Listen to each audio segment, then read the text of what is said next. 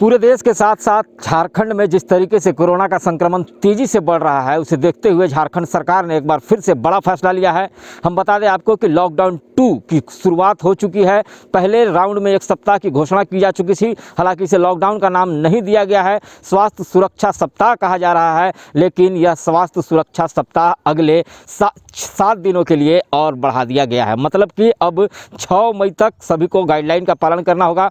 मुख्यमंत्री ने high level meeting के बाद यह निर्णय लिया और राज्यवासियों को संबोधित करते हुए मुख्यमंत्री ने कहा कि यह जो लॉकडाउन 2 है, यानी कि स्वास्थ्य सुरक्षा सप्ताह है, उसे 6 दिनों के लिए और बढ़ाया जा रहा है। आपको हम बता दें कि पहली बार में 22 अप्रैल से 29 अप्रैल तक के लिए यह घोषणा की गई थी स्वास्थ्य सुरक्षा सप्ताह की। एक बार फिर से आज 28 अप्रैल है और आज ही मुख्यमंत्री ने यह घोषणा कर दिया गया है कि 29 तारीख से, यानी कि 29 अप्रैल से लेकर 6 मई तक 7 दिनों तक 1 सप्ताह का यह लॉकडाउन चलेगा। और इस बीच सरकार ने कई जो पुराने निर्णय थे उसको बदलने की भी बात कही है। मुख्यमंत्री ने कहा है कि पहले जो अनिवार्य दुकानों और चीज़ों को छोड़कर अब जो है सड़क पर गतिविधियां जो है वो 3 बजे तक ही रहेगी और दुकान जो है वो लोगों को 2 बजे तक ही खोलना होगा। तो यह अभी तक का बड़ा फैसला है, बड़ा निर्णय है, क्योंकि जिस तरीके से कोरोना का संक्रमण बढ़ रहा है, सरकार और प्रशासन अपने स्तर से काम कर रहे हैं, इसके रोकथाम के लिए कोशिश किया जा रहा है, लेकिन कोरोना का संक्रमण थमने का नाम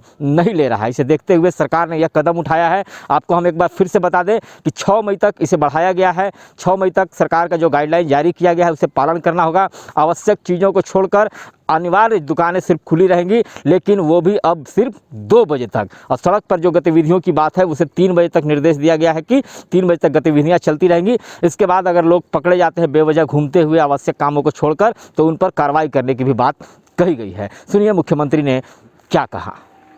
6/5/2021 तक बढ़ाया जाएगा, सुबह 6 बजे तक। और इस सुरक्षा, राज्य की सुरक्षा को ध्यान में रखते हुए इस स्वास्थ्य सुरक्षा सप्ताह को थोड़ा हम लोगों ने मॉडिफाई किया है। जो पहले 8 बजे तक चीजें खुली हुई थी, वो अब 2 बजे तक खुलेगी। 3 बजे तक का मूवमेंट करने का परमिशन रहेगा और 3 बजे तक के बाद से पूरी तरीके से चीजें बंद कर दी जाएंगी।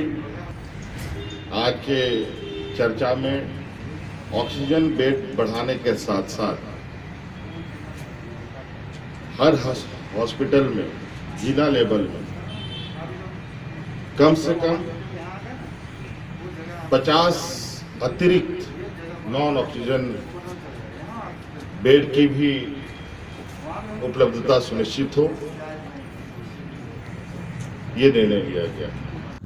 और सभी जिलों में ऐसा मैकेनिज्म स्थापित करें कि इस तरीके की समस्याएं सामने नहीं आए। बार बार ऐसी शिकायत आ रही थी कि लोग ऑक्सीजन का अनावश्यक रूप से इस्तेमाल कर रहे हैं। जो मरीज ठीक ठाक भी हैं वो भी पहुंच और पैरवी की बदौलत ऑक्सीजन लगाकर बैठे हुए हैं। ऐसे में जिन्हें ज़रूरत के जो मरीज हैं उन्हें ऑक्सीजन नहीं मिल पा रही थी। अब इस पर रोक लगाया जाएगा, पूरे टीम बनाकर इस पर कार्रवाई करने की बात कही गई है। आज की मीटिंग में जो दूसरा बड़ा फैसला लिया गया है वो चिकित्सा विशेषज्ञों की टीम बनाने को लेकर लिया गया है। यह कहा गया है कि रांची के जो रिम्स अस्पताल है, इसके अलावा जो बड़े अस्पताल है जहां विशेषज्ञ चिकित्सक हैं, उनको लेकर स्वास्थ्य विभाग एक टीम बनाए जो पूरे जिला स्तर पर वो टीम मॉनिटरिंग करेंगी। जो गंभीर मरीज जिला स्तर पर भी हैं उनकी देखरेख की जिम्मेवारी भी टीम पर होगी और बीच बीच में जिला स्तर से कोऑर्डिनेट करके समन्वय बनाकर बेहतर चिकित्सीय सुविधा मुहैया कराया जाएगा। तो यह भी एक बड़ा फैसला है। इससे जो जिले में जो आपाधापी मची रहती है कि हम बड़े शहर में जाकर, राजधानी में जाकर इलाज कराएं, वो समस्या भी दूर होगी। तो मुख्यमंत्री का यह जो फैसला है उस पर कितना अमल होगा और कितना कारगर होगा यह तो आने वाला वक्त ही बताएगा। लेकिन इस तरीके से